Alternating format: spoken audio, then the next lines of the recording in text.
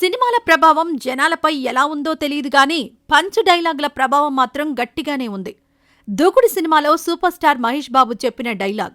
కానీ నేటి సమాజంలో జరుగుతున్న క్రైమ్స్ అన్నీ ఈ డైలాగ్కు వ్యతిరేకంగా ఉన్నాయి. పంచ్ డైలాగ్స్ కంటే సినిమా స్టోరీనే జనాలపై తీవ్ర ప్రభావాలు చూపుతున్నాయి. అవి ఎంతలా అంటే అందులో క్రైమ్స్ ఎలా చేస్తారో చూసి అచ్చం అలాగే ఫాలో అవుతున్నారు కొందరు. తాజాగా ఓ టీవీ షో స్ఫూర్తితో తనను తానే చంపేసుకుంది ఓ యువతి. కాని ఆమె బతికే ఉంది. థ్రిల్లర్ మూవీని మించిన ఈ కథను ఛేదించిన పోలీసులు అసలు నిజాలు తెలుసుకుని కంగు తిన్నారు.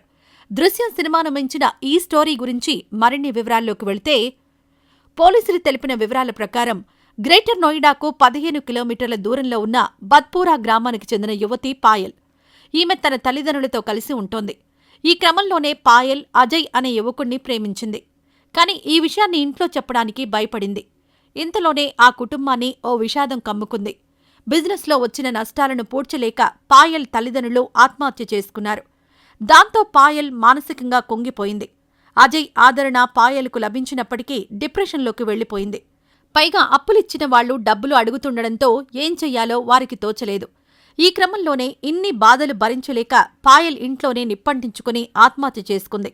దాంతో ఆమె మృతదేహానికి బంధువులు అంత్యక్రియలు చేశారు. పోలీసులు సైతం సూసైడ్ కేసుగా నమోదు చేసుకుని కేసు క్లోజ్ చేశారు. కట్ చేస్తే కథకు అసలు టర్నింగ్ పాయింట్ ఇక్కడే మొదలైంది. అదే ఏరియాలో ఓ యువతి మిస్సింగ్ కేసు పోలీసులకు కంటిమీద కునుకు లేకుండా చేస్తోంది. దర్యాప్తు లోతుకు పోయే కొద్దీ ఒక్కొక్క విషయం బయటకొస్తూ ఉంది. పాయల్ ప్రియుడు అజయ్కు ఈ మిస్ అయిన అమ్మాయికి పరిచయం ఉన్నట్లు పోలీసులు కనుగొన్నారు. దాంతో అజయ్ను పట్టుకుని విచారిస్తే అసలు నిజం బయటపడింది. పాయల్ కోసమే నేనిదంతా చేశానని, పాయల్ బతికే ఉందని బాంబులాంటి నిజాన్ని ఒప్పుకున్నాడు. అవును, పాయల్ బతికే ఉంది. వాళ్ల నాన్న చేసిన అప్పుల నుంచి తప్పించుకోవడానికే ఇదంతా చేశామని పాయల్, అజయ్లు అంగీకరించారు.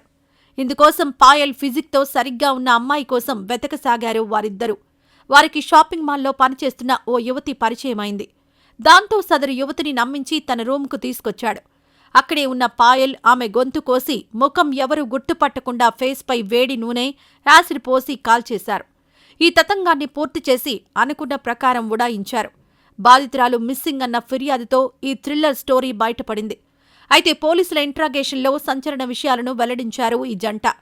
తాను చూసిన ఓ టీవీ షో స్ఫూర్తితోనే నేను ఇలా చేశానని పాయల్ తెలిపింది.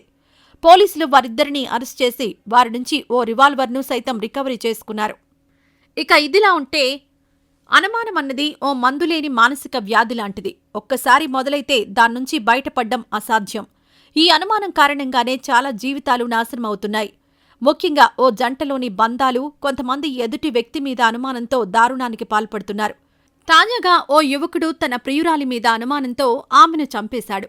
సరదాగా అడవిలోకి ఆమెను తీసుకెళ్లి తుపాకీతో కాల్చి చంపేశాడు.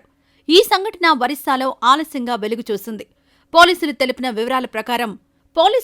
వివరాల ప్రకారం ఛత్తీస్గఢ్ కోబ్రా జిల్లాకు చెందిన తను కుర్రే అనే 21 ఏళ్ల అమ్మాయి ఓ ప్రైవేట్ బ్యాంకులో పనిచేస్తోంది. ఆమె అదే ప్రాంతానికి చెందిన సచిన్ అగర్వాల్ అనే వ్యక్తితో ప్రేమ కలాపాలు సాగిస్తోంది. ఈ నేపథ్యంలోనే గత ఏడాది నవంబర్ 21న ఆమె సచిన్తో కలిసి ఒరిస్సాలోని బాలన్గిరి వెళ్లింది.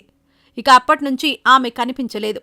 కుటుంబ సభ్యులు ఆమెకు ఫోన్ చేస్తే స్విచ్ ఆఫ్ వచ్చింది. దీంతో రాయ్పూర్ పోలీస్ స్టేషన్లో కూతురు కనిపించడం లేదంటూ కంప్లైంట్ ఇచ్చారు. కేసు నమోదు చేసుకున్న పోలీసులు దర్యాప్తు చేపట్టారు. ఈ నేపథ్యంలోనే వారికి బాలన్గిరి అడవిలో కాల్చిన స్థితిలో ఓ యువతి శవం కనిపించింది.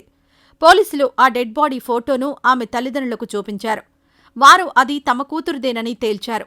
దీంతో పోలీసులు మర్డర్ కేసు నమోదు చేసుకుని దర్యాప్తు చేపట్టారు. వారికి సచిన్పై అనుమానం రావడంతో అతడిపై నిఘా పెట్టారు. అతడు తన లొకేషన్ను తరచుగా మారుస్తూ ఉండడంతో పోలీసులకు అనుమానం పెరిగింది. అతడి ఫోన్ లొకేషన్ ఆధారంగా అతన్ని అదుపులోకి తీసుకుని విచారణ మొదలుపెట్టారు. విచారణలో అతడు తాను చేసిన నేరం ఒప్పుకున్నాడు. తనకు వేరే వ్యక్తితో సంబంధం ఉందన్న అనుమానంతోనే హత్య చేసినట్లు వెల్లడించాడు. సరదాగా రైడ్ కోసం వెళదామని చెప్పి ఆమెను అడవిలోకి తీసుకెళ్లానని, తర్వాత హత్య చేశానని తెలిపాడు. ఎవరూ గుర్తుపట్టకుండా పెట్రోల్తో శవాన్ని కాల్చేసినట్లు పేర్కొన్నాడు. ఇక ఇదిలా ఉంటే, నిజామాబాద్లోని మోడ్రన్ ఎయిడెడ్ పాఠశాలలో వెంకటరమణ అనే వ్యక్తి సైన్స్ ఉపాధ్యాయుడిగా విధులు నిర్వర్తిస్తున్నాడు. ఎలానూ సైన్స్ సబ్జెక్టు కదా, ఏం చెప్పినా నడుస్తుందిలే అన్న వంకతో కామవాంక్షకు తెరతీశాడు. పాఠాలు చెప్పే క్రమంలో ఇండైరెక్ట్ మాటలు, చేష్టలతో విద్యార్థినులతో అసభ్యంగా ప్రవర్తించాడు.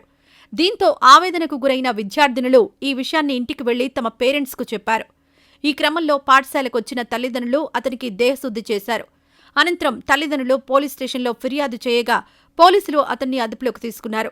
ఆ తరువాత పోలీసులు తీసుకువెళ్తున్న క్రమంలో కూడా అతన్ని విద్యార్థులు, పేరెంట్స్ తీవ్రంగా కొట్టారు. అనంతరం చిరిగిన చొక్కాతోనే పోలీసులు అతన్ని స్టేషన్కు తరలించారు. ఈ విషయంపై ఓ విద్యార్థిని మాట్లాడుతూ, ఆ సార్ మాకు సైన్స్ చెబుతాడు, కారణం లేకుండా టచ్ చేస్తుంటాడు, నన్నే చూడండి అంటుంటాడు, చూసి నవ్వుతుంటాడు, ల్యాబ్లో మార్కులు వేసేందుకు అభ్యంతరకరంగా ప్రవర్తిస్తున్నాడు అని చెప్పుకొచ్చింది. ఇలాంటి కీచక టీచర్లు ఇంకా ఎవరైనా ఉంటే ఇతనికి జరిగిందే మీకు జరుగుతుందంటూ విద్యార్థినుల తల్లిదండ్రులు హెచ్చరించారు. పవిత్ర దేవాలయంగా భావించే బడిలో ఓ ఉపాధ్యాయుడు నీచానికి దిగాడు. చదువు చెప్పాల్సింది పోయి కామానికి తెరలేపాడు. పాఠాల వంకతో తన వైపే చూడాలని చెప్పే ఈ కీచక టీచర్ ఇండైరెక్ట్ మాటలు, సంజ్ఞలతో విద్యార్థినులతో అసభ్యంగా ప్రవర్తించేవాడు. దీంతో విసిగిపోయిన విద్యార్థినులు తల్లిదండ్రులకు చెప్పడంతో వారందరూ కలిసి అతన్ని చితక్కొట్టారు. ఈ ఘటన నిజామాబాద్ జిల్లాలో చోటు చేసుకుంది.